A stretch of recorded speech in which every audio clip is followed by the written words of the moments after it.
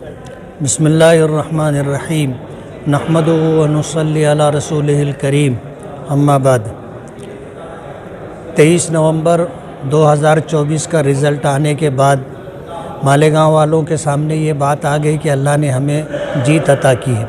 ये सिर्फ़ और सिर्फ अल्लाह रब्बुल आलमीन का फ़ज़ल व करम है और उसके बाद सबब के दर्जे में अहलियान मालेगांव और हमारे वोटर हज़रात का हिस्सा है। जलसा इज़हार तशक्कुर और जश्न फ़तह के उन्वान से ऑल इंडिया मजलिस इत्तेहादुल मुस्लिमीन के कौमी सदर बैरिस्टर असदुद्दीन ओवैसी साहब मालेगांव तशरीफ़ लाए थे और उस मौके पर मालेगांव के बुनकर हज़रात और तंजीमों के ज़िम्मेदारान ने मुलाकात की थी। उन्होंने इस बात का वादा किया था कि मैं दिल्ली जाऊंगा और टेक्सटाइल मिनिस्टर से टाइम लूँगा, आप सभी हज़रात पूरी तैयारी के साथ आइए, बात कीजिए। अल्हम्दुलिल्लाह उन्होंने अपना वादा निभाया और टेक्सटाइल मिनिस्टर गिरिराज सिंह से उन्होंने टाइम लिया और अल्हम्दुलिल्लाह हम लोगों की जो है बहुत पॉजिटिव मीटिंग हुई और बहुत तवज्जो के साथ उन्होंने सभी लोगों की बात सुनी।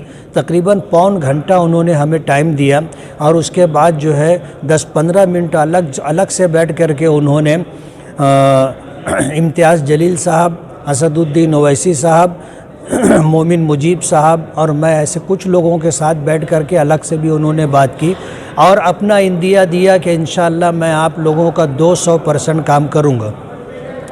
असदुद्दीन ओवैसी साहब ने उनको मालेगांव दौरे की दावत दी, हमने भी दावत दी और उन्होंने अल्हम्दुलिल्लाह दावत को कबूल किया। भिवंडी और मालेगांव का प्रोग्राम बना करके वो मालेगांव ज़रूर तशरीफ़ लाएंगे। क्या बातचीत हुई है इस सिलसिले में थोड़ी सी तफसील हमारे मोमिन मुजीब साहब देंगे। टेक्सटाइल मिनिस्टर गिरिराज सिंह को 18 पॉइंट्स पर मबनी एक मेमोरेंडम दिया गया और उसके जितने पॉइंट्स थे हर पॉइंट पे तफसील के साथ उनके साथ बातचीत की गई। और इस मीटिंग के अंदर ख़ास बात यह कि सेक्रेटरीज़ जो थे वो हाजिर थे और जगह पर मिनिस्टर साहब ने बहुत सारे ऑर्डर्स दिए हुए हैं जिसका असर कुछ दिनों के अंदर इंशाल्लाह आवाम के सामने आएगा। और स्कीमों के ताल्लुक़ से उन्होंने कहा कि जितनी स्कीमें हैं उनको छोटे बुनकरों के लिए उसमें तरमीम की जाएगी ताकि छोटे बुनकर उन तमाम स्कीमों से फ़ायदा उठा सकें।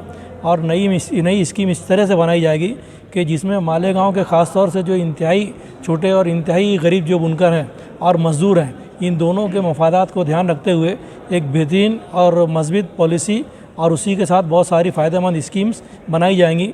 और उसके लिए सेक्रेटरी को उन्होंने हिदायत दी है कि वो मुसलसल हम लोगों से बराह रास्त रब्ता कायम रखेंगे और मसाइल और उनके हल के ताल्लुक़ से बातचीत जारी करके और बजट से पहले कुछ ना कुछ मज़बूत नतीजा जो है इस सिलसिले में आवाम के सामने आएगा इंशाअल्लाह।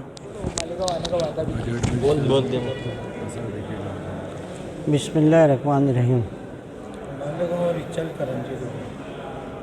गिरिराज सिंह साहब से असद साहब ने मुलाकात कराई थी और तकरीबन पौन घंटा जो है बातचीत हुई, हर मुद्दे पे बातचीत हुई। उन्होंने सेक्रेटरीज़ ने ये हमसे भी सवाल किया कि आपका मार्केटिंग क्या है, आप इंटरनेशनल मार्केट में हो या फिर इंडिया के मार्केट में। तो निहाल भाई और सब्बीर डेग वाले और मुजीब भाई ने हर तरीके से बताया कि हम यार्न कहाँ से लेते हैं और कपड़ा कहाँ जाता है और क्या बनता है, ये बातें बताई गई। तो उन्होंने कहा ठीक है। मैं मुंबई भी गया था, वहाँ पर भी स्पिनिंग मिल वालों ने यही रोना रोया कि यार हमको स्पिनिंग मिल में घाटा है। तो वो सब बातों को गौर करने के बाद स्कीमात बढ़ाई जाएगी।